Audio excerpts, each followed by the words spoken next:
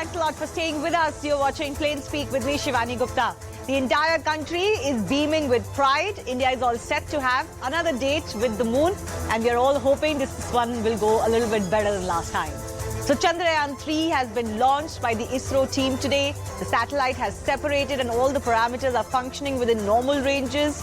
Indian scientists have set their sights on landing Chandrayaan 3 in the challenging terrain of the moon's unexplored south pole one more time. The spacecraft's journey from Earth to the moon is estimated to take approximately a month, with the landing anticipated to occur on August 3. So keep your fingers crossed. Prime Minister Narendra Modi, who's on a two-day visit to France, has called the mission a new chapter in India's space odyssey. Chandrayaan 3 represents India's commitment to scientific excellence and technological innovation, but also embodies the Made in India push. The success of this mission will not only open new avenues for space exploration, of course, but will also strengthen India's position in the global space community, solidifying its presence and contributions in the field. We will get you more of what this means for India with our special guest joining us in just a bit.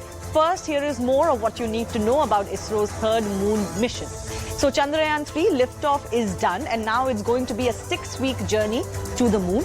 The launch is successful. Chandrayaan 3 has also been placed well in orbit, but remember, there are multiple more stages that are remaining, and all of them are crucial. This mission aims to put a lander and a rover on the moon for exploration of the moon's surface. Remember, this is ISRO's second attempt for this soft landing on the moon, and if we succeed, India will become the first country to land on moon's south pole, which is completely unexplored. Here are 5 reasons why Chandrayaan 3 is key for India, for more reasons than one. First of all, it shows India's tech prowess and ambitions in space exploration.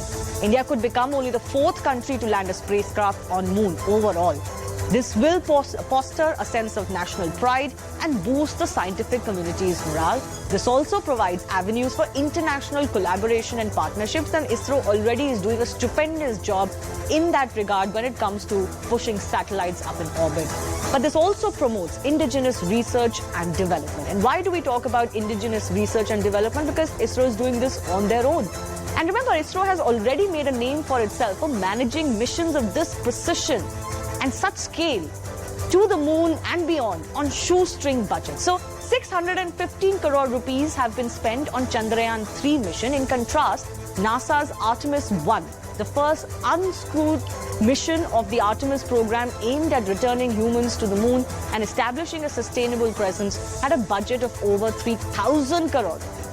India's first interplanetary mission, Chandrayaan, has been developed at a budget of just 450 crore. There are Bollywood movies today that have a bigger budget than this. This stands as the world's most economical Mars mission. In comparison, NASA spent 4 times that amount on a similar mission. So our big first debate or discussion that is coming in, Chanda Mama, as the moon is revered in our folklore, in our mythology, in our history, is getting a visitor. And hopefully, this time the visitor will enter the door.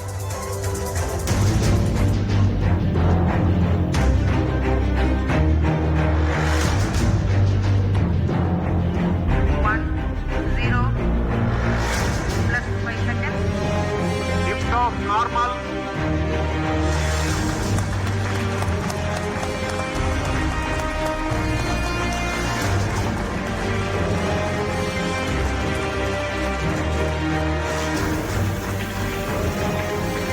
Chandrayaan 3 has started its journey towards moon. So let me wish all the very best to Chandrayaan 3 for its further journey towards moon. The entire nation is feeling proud about it. Also because as we look forward to the next 25 years, that Amrit Kaal in India would be reaching a place. I think this heralds the beginning of that, the ascent of that.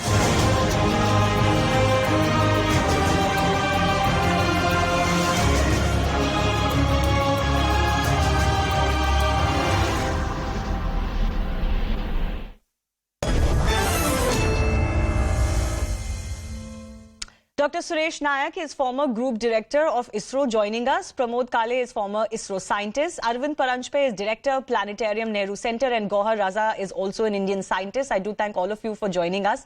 Let me go across to Dr. Suresh Nayak first. It will be a few tense days, isn't it? Because there are multiple stages left and we'll only know the progress of the success towards the end of August when the landing is supposed to take place. And that's That's the mark at which we failed last time.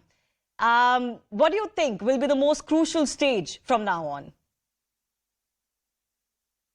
Well, actually, I will say the first important and crucial stage of putting the spacecraft in the orbit precisely at the right altitude and with the right velocity, that has been obtained. And heartiest congratulations to the ISRO scientists. Yes. And in being an ex-ISRO scientist, and whole India will be very proud of it. Okay, because you can see that it was a giant Bahubali vehicle, and everything went as per the copybook style, clinical style, and there was absolutely no deviation. Okay. And as it was mentioned, actually, this particular vehicle has so many improvements have been made, and the quality and the reliability has been increased so much now that it is human rated.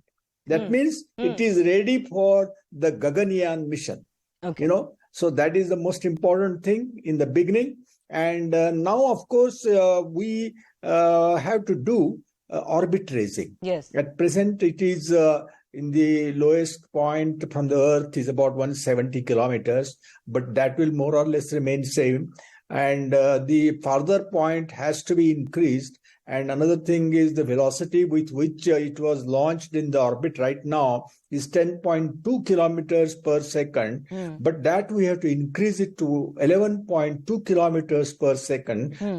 Then only it will leave the Earth's orbit and it will start going towards moon. That is called escape velocity. Okay, so I'm sure that that thing will happen in a week or 10 days, and then it will start its journey towards moon. That is called a translunar orbit. Okay, and afterwards the most crucial, second crucial stage is lunar insertion. Yes. So you see, what we have to do is escape velocity of the moon is much less than Earth's velocity. So if you want to successfully insert our spacecraft into the lunar orbit, then we have to lower the velocity actually to less than escape velocity of moon. And then the moon will capture our spacecraft into its orbit. And then since that orbit will be elliptical and its apogee, farthest point from the moon, will be too high, we have to bring it closer to moon. And here the process is reversed. And by firing the engines properly, we will reduce its orbit. Finally, it should settle down in 100-kilometer circular orbit around moon. So that will be next important stage. Right. And afterwards, another important stage will be separation of the propulsion module from the lander module, right? So that will be done by propulsion module. And incidentally, I wanted to mention one more thing. Yes. Now onwards, in fact, about 10 minutes before the launch onwards, everything is computerized. Okay. Till the lander lands on the moon, the rover comes out, and then of course there will be semi-autonomous human intervention also will be there from the Earth station. Okay, so what I was saying is the second important point was separation. Yes, absolutely. That has been the crucial stage of the lander. In the past where we did not succeed. Let me bring in and for opening comments all of our other guests as well. Pramod Kale, I'm coming to you. How proud is the Indian space scientist community today? What does this mean for you? I think it's a fantastic achievement which has happened today, and this will be giving us very good important information regarding the surface of the moon, how the heat transfer will take place, how if there is any earthquake or quake activity on the moon. Also, with the laser retroreflector which has been put there, we will be able to actually get a very much better and accurate distance measurement from Earth to the moon.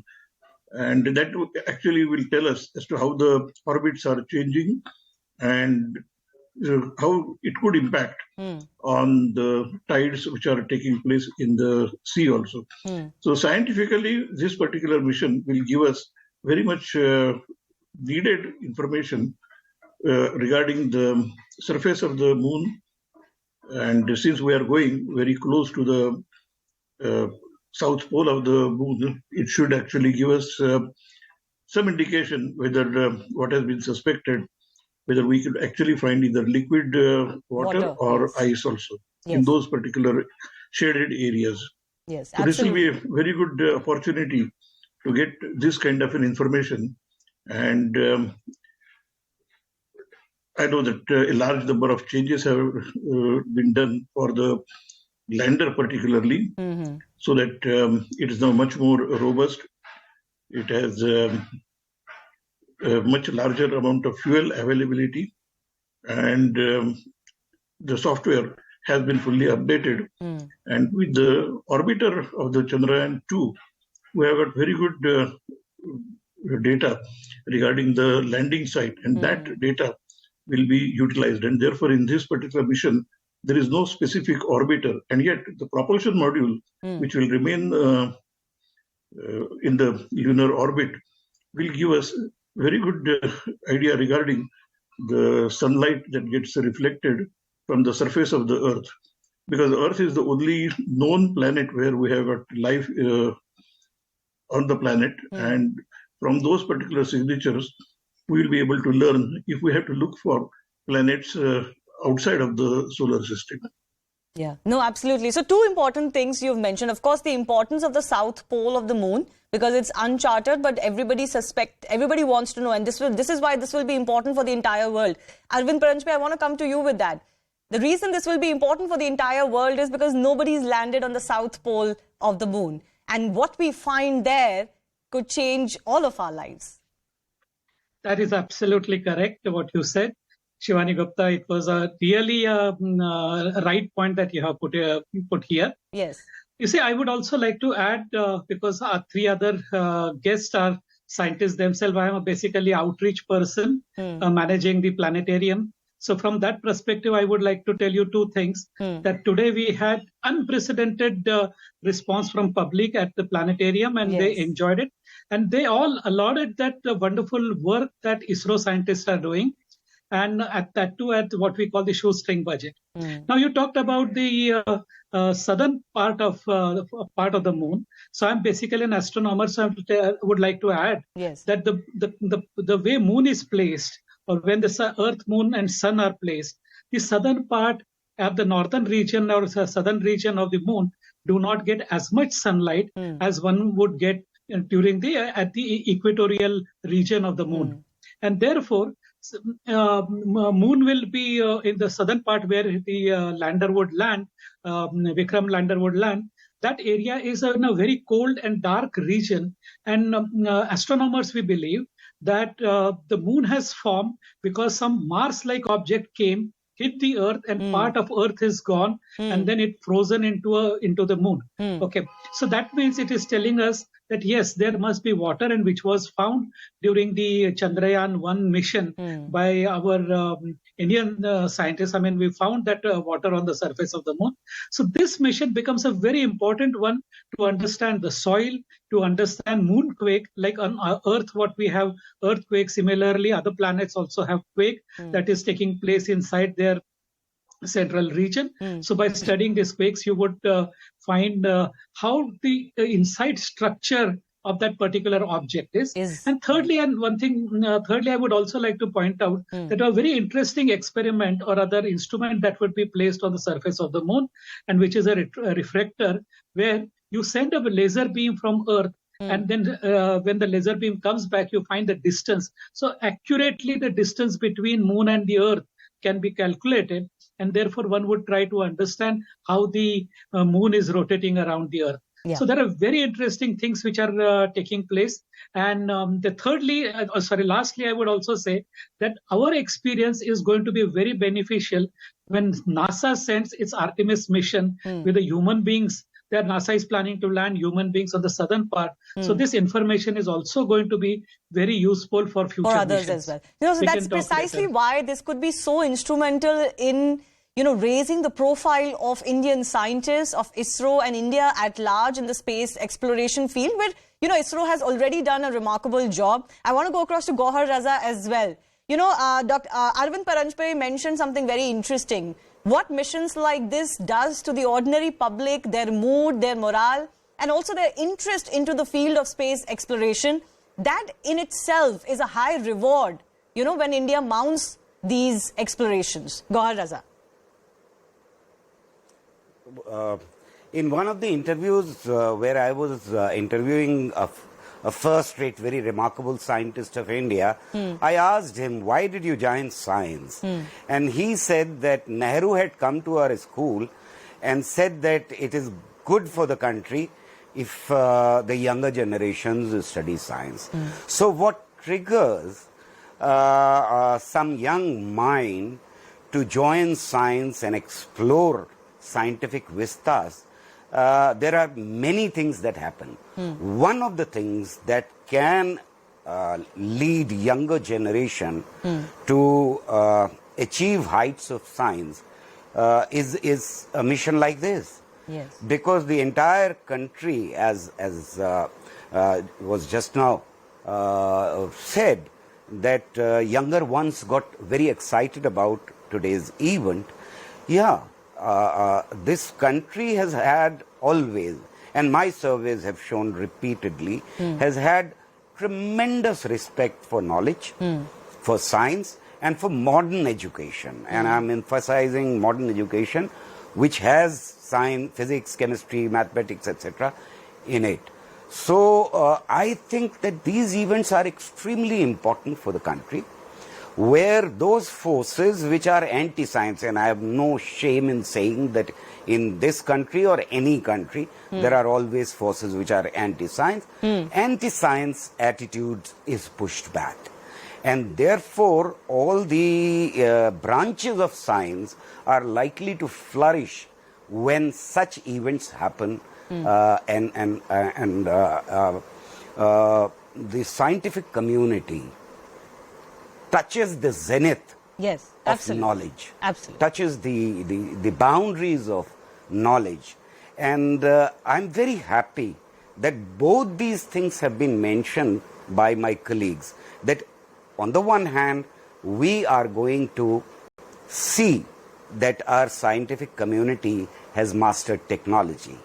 But that is not the only mission. There is a lot of scientific information and questions that will be answered once the data comes. No, absolutely. and That's is the mission analyzed. for science, isn't And it? To give us therefore- answers where we don't know what is either happening or how something functions or how it's made. And this is exactly why these missions are so important, not just for India, but actually for humanity. I want to go back across to Dr. Suresh Nayak one more time. And I want to understand from your point of view as a former scientist with the ISRO, what does it, according to you, what does this really mean for India? Because, like I said, ISRO has been doing a stupendous job. They also do it in budgets that baffles the world.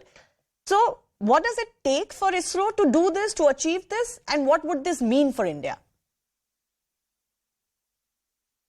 Well, actually, what this means for India is an extremely important step in the commercialization of satellite launching services in a greater extent, to a greater extent.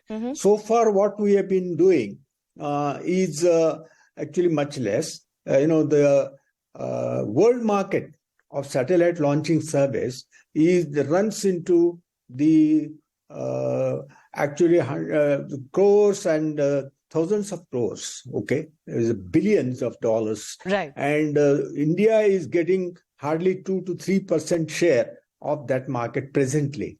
So we have now got a very large rocket, and its capacity is something like 10-ton carrying satellites, and we have proven to the world that it is one of the most reliable rockets. And as you said, it is cost competitive. We always have our rockets and satellites at extremely low cost rates And that is how actually now the developed countries also are coming to us for launching their satellites. In fact, when I was looking after this activity of satellite making to a certain extent of the part, there we used to go to foreign countries to launch our satellites. Okay, now reverse thing has happened, and that's a great thing for India, and really makes us proud.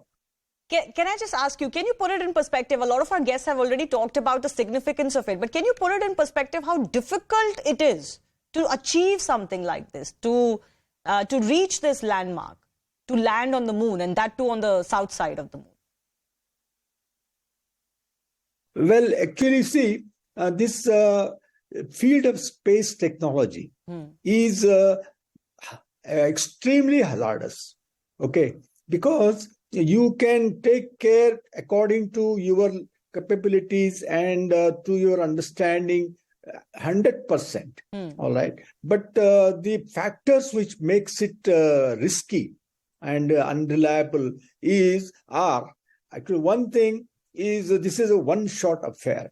Once you launch a rocket or a spacecraft, and if something happens, that is the end of it. There is no way to go and repair it, unlike the ground equipment. Right. Second thing is the environment in space. Environment in space is so merciless that it doesn't allow for a single mistake. Okay. Third thing is it is extremely expensive business. Yes. Now you can see this mission is costing 615 crores, and imagine if it would have gone sort of haywire, then all the money is wasted. Another thing is all the eyes of the world are on this mission. Okay. Yes. And when something really unfavorable happens, we really feel very bad about it. The whole world feels actually about that, and what India is doing, how is their technology, whereas Indians feel so proud.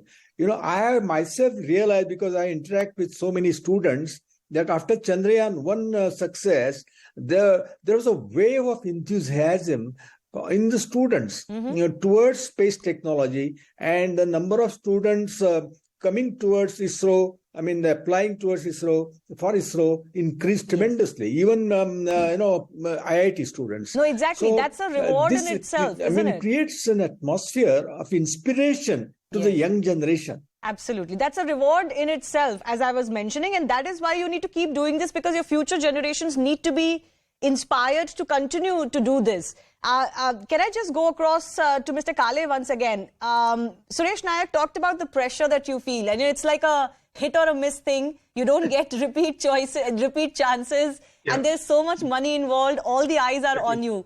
How do ISRO scientists handle the pressure, especially for a mission like this? When we consider this Chandrayaan-3 mission, one good thing is that we are using the liquid fuel in our propulsion module as well as in the lander also. So we can take a step, find out exactly how it happened, and we can actually measure the change in the velocity that has happened, and based upon that, we can then take the next corrective action. So that's why we are going in this particular direction, that it is launched now, but it will take almost up to 5th of August for it to reach to the orbit of the moon. Yes. Then we have to make certain that from the elliptical orbit, we have to get into the circular orbit close to the moon at about 100 kilometers or so. And then the final step has to be taken, because that step is definitely irreversible. Once we start reducing the velocity in the orbit of the moon, then we have to really go ahead and land on the surface of the moon. The software that has now been built up in the lander allows us a certain amount of leeway in the reduction of the velocity, and the exact reduction, what has happened, can also be measured, since we have the ability to use the laser velocity meter for this particular mission. And now in this mission, they are using 2 of them. Whenever we launch a satellite, yes, the pressure is there on the people who have made the launch vehicle, people who have made the satellite, and it has to function in its orbital phase successfully and actually result in a successful mission. So the pressure is there, but when we were working in this kind of a field, definitely we were used to this pressure. We knew that something can go wrong, but we can take care of it in the next mission. And that's why we don't plan just only one mission. The missions have to be planned as a series of missions. And therefore, we will have the ability to respond to any of the failures and come back. Obviously, that's how science is. I understand, Mr. Kale, what you're saying. Obviously, you have to keep improving on your last effort. Yeah. And every mission, even if it is quote-unquote unsuccessful, gives you enormous data to make your next mission more successful. But please, as a human being, tell me, how do you deal with those disappointments? Because, you know, when last time Chandrayaan 2 did not succeed, we saw we saw Mr. Sivan, for example, with tears in his eyes. So one can always feel for that. Yes, it always happens. When I was project director for the InSat satellites, our first satellite, when it was launched, there was a problem. It succeeded up to a point, but then it didn't live up to the full life, and its life ended much earlier. The pressure was there, but we knew that we will have the chance to correct our failure and get into the InSat 1B, and it succeeded. Now, all these years, whenever we have done something first time, it's very rare that we have succeeded. It was really excellent that we succeeded in Chandrayaan 1 as well as in Mangalyaan. But some successes like this don't come all the time. Yes. So the pressures are there. But when the pressures come up, all of us, we knew that we had to live up to that kind of a pressure and proceed further. Okay. I have final time. I'll go across our panel. Arvind Paranjpe, coming one more time. Could you explain a little bit more of what you were talking about, the interest from the public? What is it that they were so excited about, and what really brings joy to the public when a mission like this happens? You see, one important aspect of public being joyous, and that is they belong to this country. I mean, everybody is happy that India will be the fourth nation to land on the moon, first nation to be on the southern hemisphere of the moon. So these are the very important factors. But a few minutes ago, when you talked about the money part of it, okay, I would like to point out to anyone who's likely to criticize ISRO for putting so much of money, or government to put so much of money. See, after all, I see this as a rocket science, and the outcomes of putting this money are tremendous. You may not see it immediately, but let me give you a couple of examples. That mobile phone that we are using now are actually outcome of space missions, because people wanted to have wireless communication, short wireless communication between the two. The other one was a very famous example is the firefighting mission. You see, space mission want to protect their instruments, protect their rockets, and a beautiful system was developed by which you could protect yourself from such a hazardous environment. And the same material can be used in the firefighting. People are using that. Yes. And third important aspect of it is that ISRO is not just doing by itself. ISRO has involved too many private parties to take part in this, private enterprises, private players to take part. In effect, the entire country grows, because you are developing something which is a rocket science, and then it is in the private sector. People are developing. So eventually it comes to public. Yes. So it is not just that you are putting this kind of a money and then going to rocket to the moon and coming back, and it doesn't go. And lastly, I would also tell you, you had asked a question. Okay, you go ahead. No, please go ahead. Please finish. Something? Then I'll go to Mr. Gawar Raza. Okay. So may I continue for 30 seconds? Yes, please. Go ahead. Okay. So last thing, as Dr. Nair was saying, Sureshji was saying, that what it means, just imagine I'm sitting in Mumbai and someone in Delhi, and we play marbles. So I could be off by a few factors of length, but you're playing a marble. Sitting here, I throw a marble, and then it goes to Delhi, and exactly at where it's supposed to land, there it lands. That's the kind of technology one is talking about. Yes. So enormous thing. This is what we pass on, as is Raja Saab said some time back, that we pass on this to our younger generation, and after all, they will be the ones who will be probably landing someday on the moon. Yes, we are obviously looking for Indians to land on the moon as well soon. Mr. Raza, you want to add something to that about the phenomenal impact of a mission like this? And I do thank Mr. Paranjpe for mentioning how you should not look at it from a narrow prism of, oh, what are we going to achieve if we go to the moon? All of this exploration ultimately leads to other scientific advancements as well, which are more consumer friendly and more directly related to the consumer. But please, Mr. Raza, I have final minutes if you want to add something for a minute.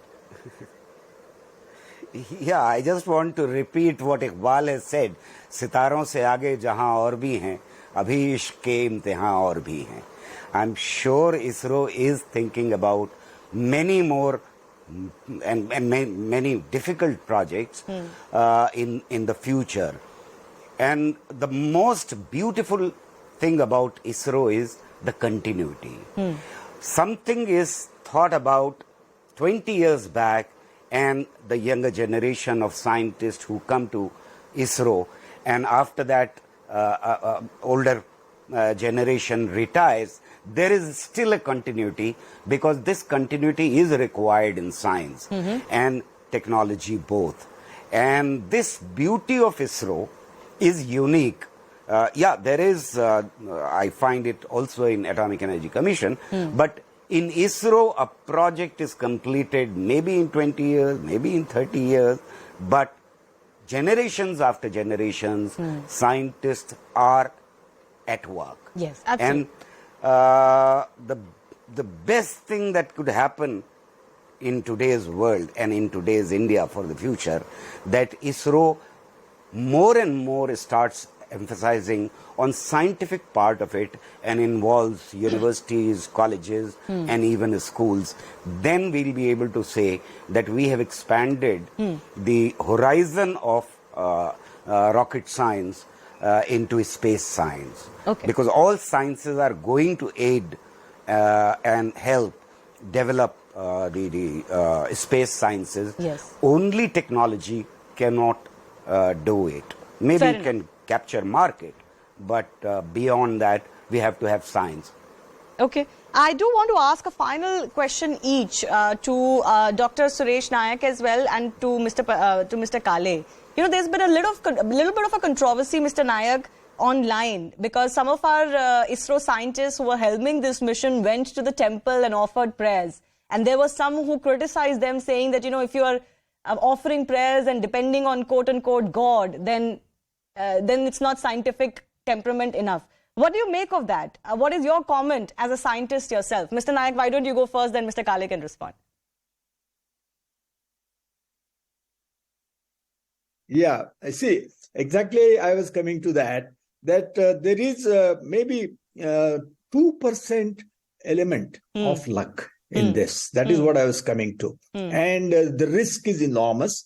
And I was also praying, to be frank. And I want to share with you one interesting thing. Not that we have Americans as ideals, but in NASA also, they observe certain auspicious things at the time of launch. For example, groundnuts. Groundnut eating is considered very auspicious there. And groundnuts are kept at various places. And scientists, you know, they think that is an auspicious thing that will help them to achieve success. And I know right from Professor Dhawan, Satish Dhawan, who was the chairman, when he went to USA, because USA space shuttle was going to launch our first satellite there, INSAT-1. Okay, so I think the whole team took with them a coconut, and actually they broke it just before the launch of the vehicle. Right. So you're saying there's no oddity or there's no contradiction, Mr. Kale. Would that be correct to say there's no contradiction in being a scientist and also praying to God? There is no contradiction. When I was at NASA also, I had seen that at the time of the launch, most of the people would cross their fingers and keep them crossed for a certain amount of time. It's the same kind of a thing.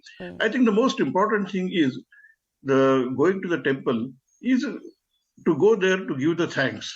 Yes. Not just simply to wish for the success of something, because that is in our hands. And we just simply go to the temple to give our thanks. for giving this opportunity to actually come up to this particular level of science and technology. And I think that's very important from the point of view that even the scientists are also all human beings. We are all from the same country, and each person has got his own belief, and everybody should respect that. Yes, absolutely. I think there should be respect for everybody's belief, and that's the most important thing. Thank you. I do thank all of our guests for joining us. I've run out of time. Let's keep our fingers crossed. As one of our guests said, all the country will be, and August 23 could be D-Day for us.